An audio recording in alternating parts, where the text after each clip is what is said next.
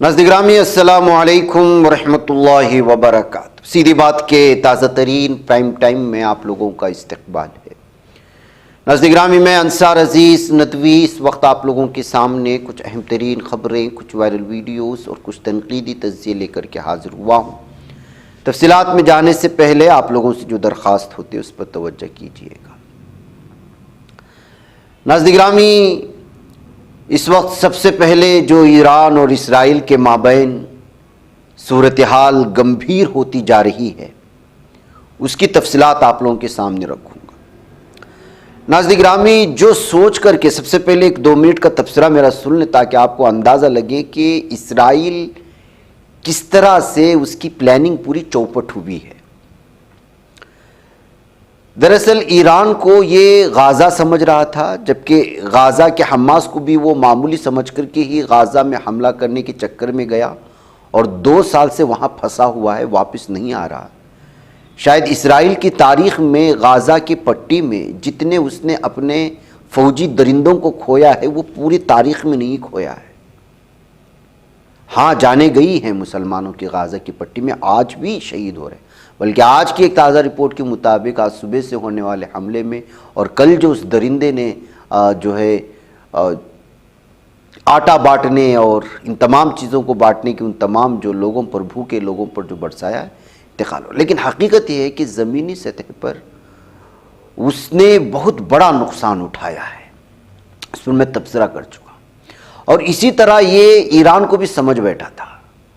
Gaza असल में planning ये थी इसराइल की कि गाज़ा पट्टी को पूरी तरह से तहस नहस करने के बाद में गाज़ा को अपनी इसराइल में दाखिल करके अमेरिका के हवाले करने के बाद हवाले किया जाए, ये सोच रहा था।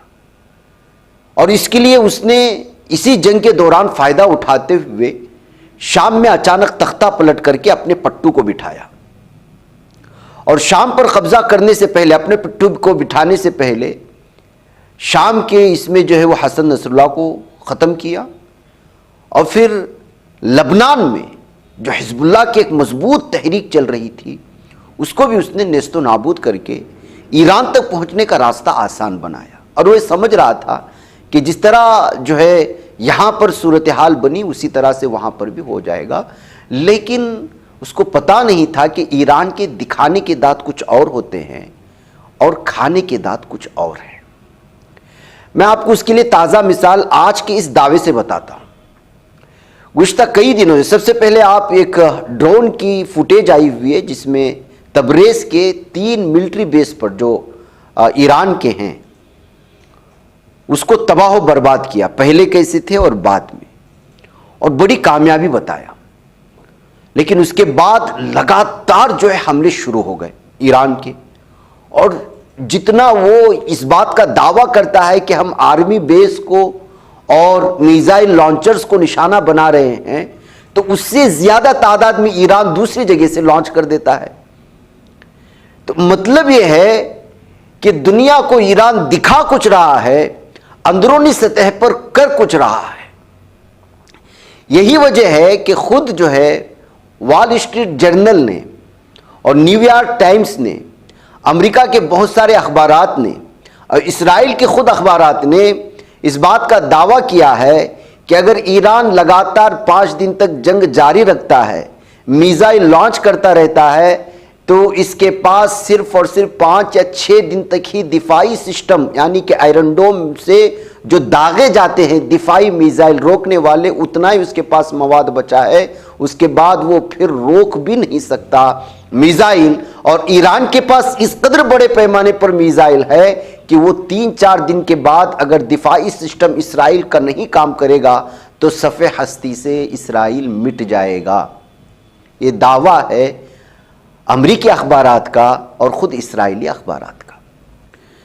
कल रात के हमले में ये दावा, बल्कि फ़िज़ाई हमला हो रहा है इस वक्त ईरान पर, कल रात में उसने भी किया, अभी भी जारी है। दावा ये किया गया कि जो है खोजेर में मौजूद, जैसे अल जज़ीरा इंग्लिश ने भी इसको दिया है और भी बहुत सारे अखबारात ने, कि वहाँ पर जो मिसाइल प्रोडक्शन कॉम्प्लेक्स है, मिसाइल को जहाँ बनाया जाता है, उसको नुकसान पहुँचाया गया तेहरान में। और तबरेज़ में मौजूद भी एक मिलिट्री बेस को मारा गया इसराइली अटैक में, जिसमें वो तहस नहस हो गया। इसकी अलग अलग तस्वीरें, अलग अलग वीडियोस इस वक्त वायरल हो रही हैं और बाकायदा इसको ईरानी मीडिया ने भी माना। लेकिन इसके बावजूद उसके फौरी बाद ईरान एक और वीडियो लॉन्च करता है और उसमें बाकायदा आसमान पर, वो वीडियो हम आपके सामने रख नहीं सकते इस वजह से कि वो ऑफिशियली एक इसका है, वो 2 मिनट में हमको कॉपीराइट दे देगा, लेकिन उसकी तफसीलात मैं आपके सामने रखता हूं कि इस कदर मिसाइल लॉन्चर्स को दिखाया गया है कि और बाकायदा उसको आसमान की जानिब बढ़ते हुए मिसाइल ईरान ने वो वीडियो जारी कर दी। उसके कुछ ही मिनटों बाद जब ये दावा किया गया कि तबरेज और खोजर में इस तरह की चीजों को नुकसान पहुंचाया गया। मतलब यह है कि मोसाद पूरी तरह एक्टिव है अभी भी ईरान में अंदरूनी सतह पर, और वो इनकी मिलिट्री बेस की खबरें वहां पहुंचा रही है, जिसको देख करके फिजाई तौर पर हमले कर रही है। वो या तो गूगल मैप की वजह से या अमेरिका और मोसाद की मिलीजुली जो जासूसी चैन है उसकी इत्तला देने पर जो है हवाई तैयारे और उनके ड्रोन्स हमला कर देते हैं बराबर टारगेट पर। लेकिन मतलब यह है कि जो है ईरान अंदरूनी सतह पर कहीं ना कहीं मोसाद के जासूसों को जो है वो पूरी तरह से कंफ्यूज कर रहा है, जिसका नतीजा यह हो रहा है कि हमला करने के बाद इस्राइल दावा तो करता है कि इतने बड़े प्रोडक्शन को, इतने बड़े मिलिट्री बेस को, इतने बड़े मिसाइल लॉन्चर्स के बेस को और जो है न्यूक्लियर, हत्ता कि आज न्यूक्लियर बनाने वाले या न्यूक्लियर के इसमें आने वाले कुछ अहम तरीन मकामात को भी निशाना बनाने का दावा किया है, जिसको यूएन ने भी हाँ कहा। और फिर जो न्यूक्लियर पर पूरी दुनिया में नजर रखती है उस तंजीम ने भी कहा कि हाँ, तो इस तरह से वो चाहे न्यूक्लियर के जो मेन प्रोडक्ट में इस्तेमाल में आने वाले बहुत सारी चीज़ों की जो बनाई जाती है उस कारखाने को भी जो है निशाना बनाया गया, दावा किया गया। बहरकैफ नाज़रीन गिरामी, ये कल के रात में जो हमले हुए उस सिलसिले में आने वाली तफसीलात हैं। खुलासे कलाम यही है कि जो है ईरान इस वक्त जो है वो टेक्निकली और इसके अलावा मुख्तलिफ जिहाद से जहां इसराइल को और उसके जंगी तैयारों को अलग अलग टारगेट्स पर निशाना बनाने के लिए गलत इंफॉर्मेशन मोसाद के जासूसों के हवाले से करवा रहा है, या फिर वो पहले से इस बात को जानता था, इस वजह से उसको कुछ अलग ही सिस्टम बनाया हुआ है, इस पर भी गौर कर सकते हैं। ये भी हो सकता है, मुमकिन हो सकता है।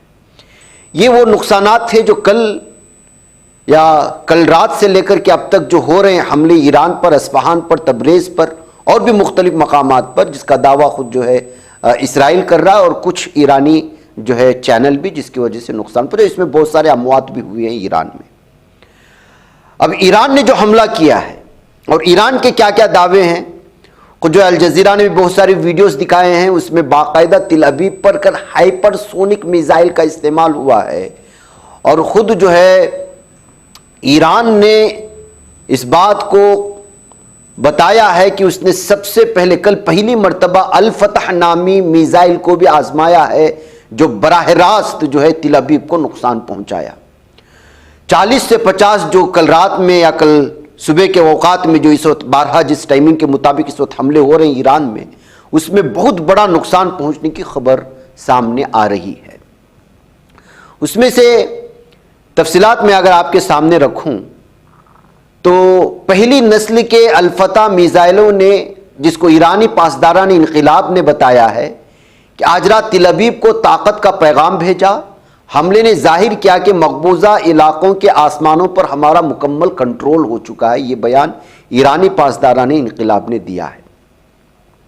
इसके अलावा इसराइल का तीर फिजाई दिफाई मिसाइल का जखीरा कम होता जा रहा है, जैसे मैंने कहा वॉल स्ट्रीट जर्नल ने इस बात को कहा था। तेहरान में ऑयल रिफाइनरीज को लगातार निशाना बनाया जा रहा है। इसके अलावा कल जो ईरानी हमले हुए, उन ईरानी हमलों के नतीजे में मकबूजा फ़िलिस्तीन के वस्ती इलाके में तिल अबीब में लगभग 20 गाड़ियों में आग भड़क उठी, जिसकी वजह से बहुत बड़ा नुकसान हुआ। तिल अबीब पर आसमान पर जिस तरह से ईरानी रॉकेट जो है दागे गए, उसकी एक तस्वीर वायरल हुई है और इससे आप अंदाज़ा लगा सकते हैं कि जिस बड़े पैमाने पर कल ये हाइपरसोनिक मिसाइल दागे गए उसमें किस कदर बड़ा नुकसान हो जाता है।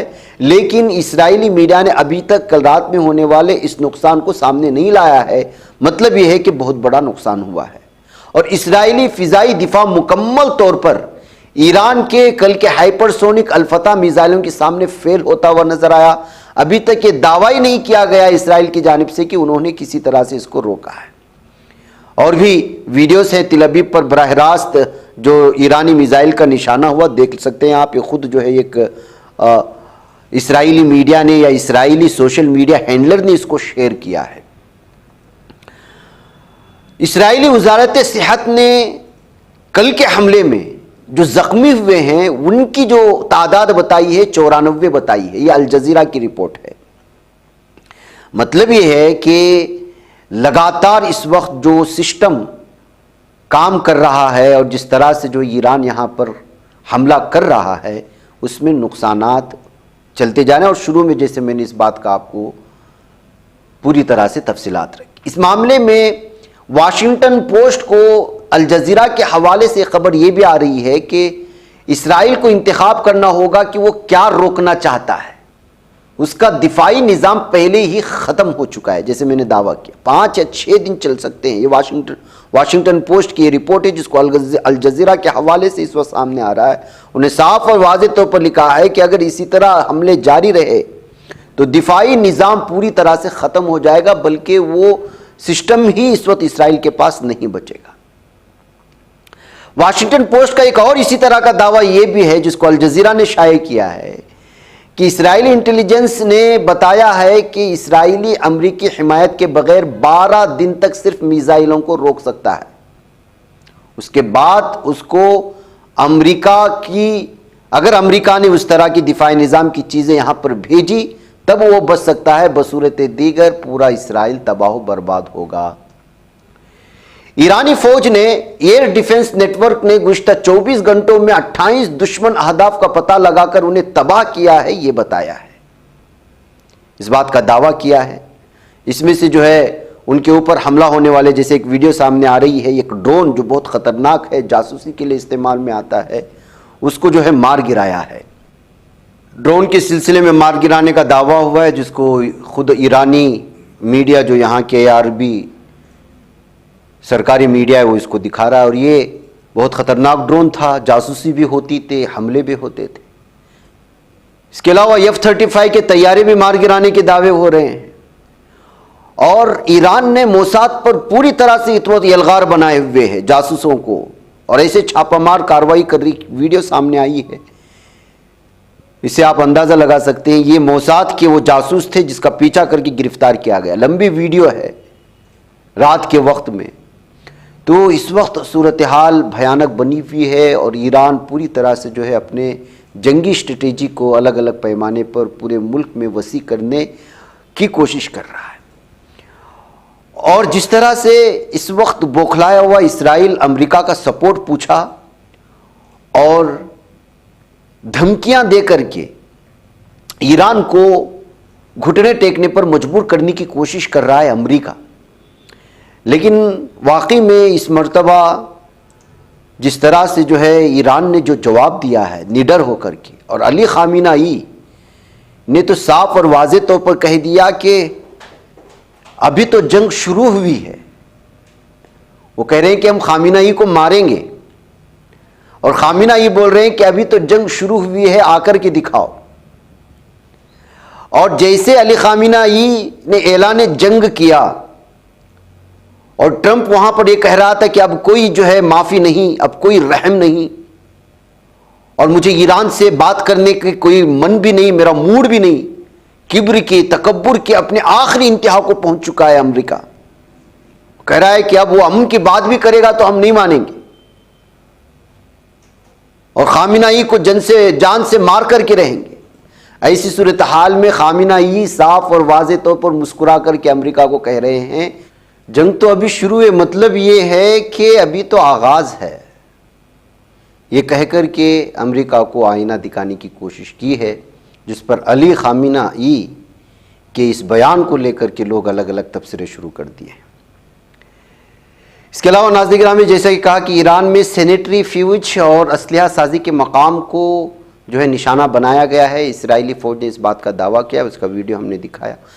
इस वक्त आसमान भी सुनसान हो चुका है। ग्लोबल एयर ट्रैफिक पर रशिया, यूक्रेन और इसराइल ईरान जंग का साया इन पर नजर आ रहा है और 3 जगहों पर नो फ्लाई जोन का ऐलान कर दिया गया है। फ्लाइट राडार 24 के जरिए हाल ही में शेयर किए गए फिजाई ट्रैफिक के ताज़ा तरीन स्नैपशॉट में 3 ऐसे खाली इलाके दिखाई दिए हैं जहां फिजाई आमद-ओ-रफ्त तकरीबन ना के बराबर है और ये तीनों पेज ईरान, यूक्रेन और तिब्बत के ऊपर दिखाई दे रहे हैं।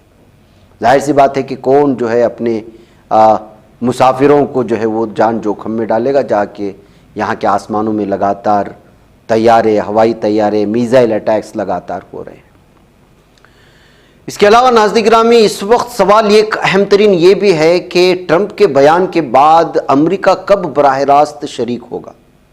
अलग अलग अखबार दावा कर रहे हैं, लेकिन न्यूयॉर्क टाइम्स को एक अहलकार ने बताया कि अमेरिका इसराइल में अगर शामिल हो जाता है और ईरानी जौहरी तंसीब पर हमला करने की कोशिश करता है तो हूसी मलेशिया वो पहले से कह चुके हैं कि वो दोबारा बहरे अहमर में बहरी जहाज़ों को हमला करना शुरू कर देंगे। दूसरी बात यह है कि अमेरिका ने अपने तमाम फौजियों को फौजी अड्डों पर हाई अलर्ट जारी कर दिया है ऑलरेडी। इनमें मुत्तहिदा अरब इमारात है, उर्दून है, सऊदी अरब के फौजी शामिल हैं। मशरिक़ी वस्ता में अमेरिका के 40,000 से ज़्यादा फौजी तैनात हैं इस वक्त। ईरान के वज़ीर ख़ारिजा अब्बास इराक़ची ने पीर को एक बयान में कहा कि हमारे दुश्मनों को जान लेना चाहिए कि वो हम पर फौजी हमलों से किसी हल तक नहीं पहुँच सकते और ईरानी अवाम पर अपनी मर्जी मुसल्लत नहीं कर सकते।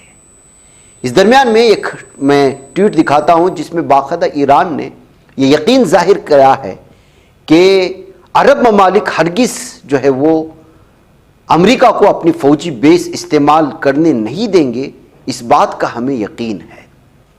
जैसे कि ख़ुद अल जज़ीरा इंग्लिश ने जो है इसको यहाँ पर सुर्खियों के साथ देने की कोशिश की है कि अरब नेबर्स ममालिक जो हैं, जो पड़ोसी ममालिक हैं, वो कभी जो है यूएस को, अमेरिका को अपने फ़ौजी अड्डे जो है वो इस्तेमाल करने की इजाज़त नहीं देंगे। उन्होंने यकीन जाहिर किया है। अब जाहिर सी बात है कि अब गाज़ा पट्टी में 50,000 बच्चे शहीद हो जाते हैं, लाखों मुसलमान शहीद हो जाते हैं जालिम दहशत सयूनी दरिंदों के हमलों में। वहाँ पर ये ममालिक कुछ नहीं बोलते तो ईरान के सिलसिले में। लेकिन फिर भी एक खुशाइंद बात है कि इस वक्त अरब ममालिक, मुस्लिम ममालिक पूरी तरह से ईरान के साथ खड़े हुए नज़र आ रहे हैं।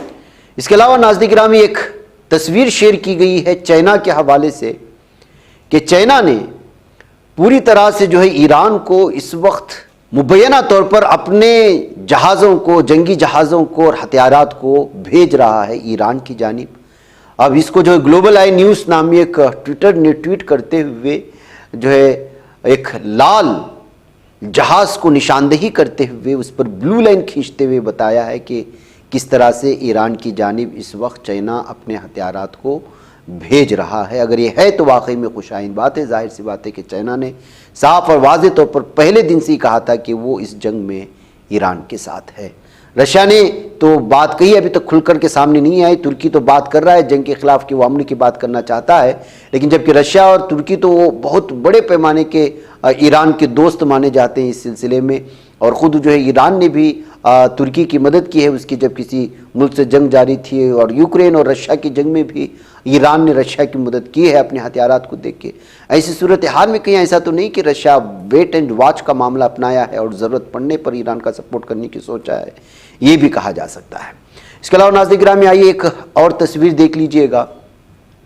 ये सबसे अहम तरीन है जो अल अरबिया इंग्लिश के हवाले से इस वक्त मिल रही है हमें, वो ये है कि अभी तक तो जो ऑयल और गैस वगैरह सप्लाईज पूरी दुनिया को गल्फ़ कंट्रीज से जा रही है, उसमें थोड़ा डिस्टर्ब नहीं हुआ है। जो ग्लोबल एनर्जी मार्केट में अभी तक इसका असर नहीं हुआ है, लेकिन 4-5 दिन अगर इसी तरह से होगा तो ऑयल हिस्टोरियन डैनियल यर्जिन ने कहा है कि फिर जो है वो डिस्टर्ब होना शुरू हो जाएगा और इंपोर्ट एक्सपोर्ट के इसमें जो है हमले जो है मार्केट में मुसीबत हो जाएगी। इसलिए कि आपको एक और वीडियो में आपको दिखाता हूँ, उससे आप अंदाज़ा लगा सकते हैं कि ईरान किस कदर पावरफुल जो है जोग्राफियाई सेटअप पर वो मौजूद है। आपको मालूम होना चाहिए कि गैस जो है और ऑयल जो है वो दुनिया के सिर्फ 2-3 रास्तों से या पानी के रास्तों से जाते हैं। उन पानी के रास्तों में एक पानी का रास्ता जो है वो मौजूद है ईरान के पास,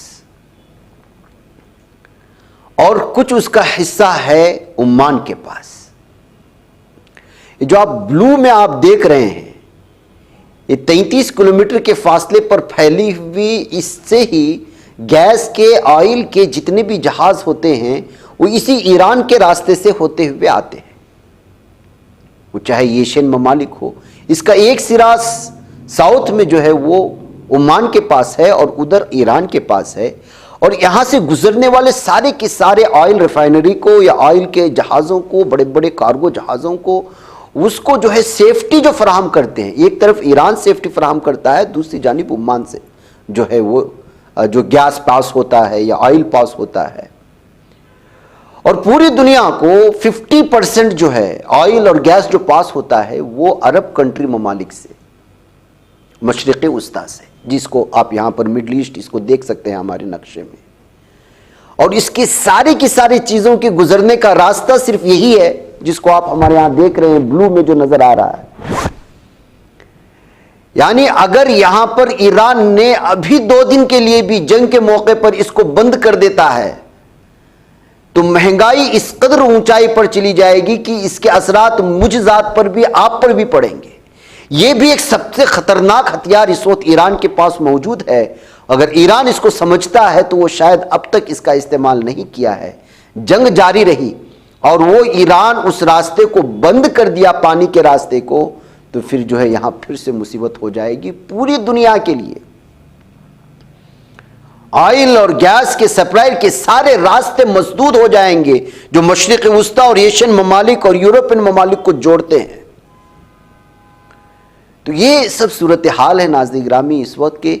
हर एक चीज को देखा जाता है जंगों में, कौन कब किस पर किस तरह। जैसे अभी भारत और पाकिस्तान की जंग में जिस स्ट्रेटेजी का इस्तेमाल किया गया शुरू में हमला करने से पहले, कि जो इंडस लैंड का जो पानी है वो नहीं दिया जाएगा, माशी तौर पर, इक्तिसादी तौर पर किस तरह पाबंदियां आयद की जाती रही भारत की जानिब से, एक जंगी स्ट्रेटेजी होती है। इसी तरह की इस वक्त फ़िलहाल इस तरह की स्थिति जो माशियात पर, इक्तिसादियात पर, दूसरे ममालिक पर असर हो सकते हैं, उसका इक़दाम अभी तक ईरान ने नहीं किया है। अगर ईरान ने इस तरह के जो सारे रास्ते मसदूद कर देते हैं एशिया को, उसके यहाँ से गुजरने वाले, वो भी अगर बंद कर देता है तब भी बहुत बड़ा नुकसान होगा। भाई नाज़रीन गिरामी, वक्त लंबा हो चुका है, मुझे यहाँ पर इजाज़त दें। इंशाल्लाह फिर अगली इसमें कुछ और अपडेट्स लेकर के आपके सामने हाजिर होता हूँ। अस्सलाम वालेकुम। बच पाता है कोई सहाफ़ी की निगाहों से, मिलाता है ये लोगों को मोहब्बत की पनाहों से। करम और दर्द मंदी का है एक संसार, सीधी बात। अज़ीमत जुर्अतो हिम्मत का है इज़हार, सीधी बात।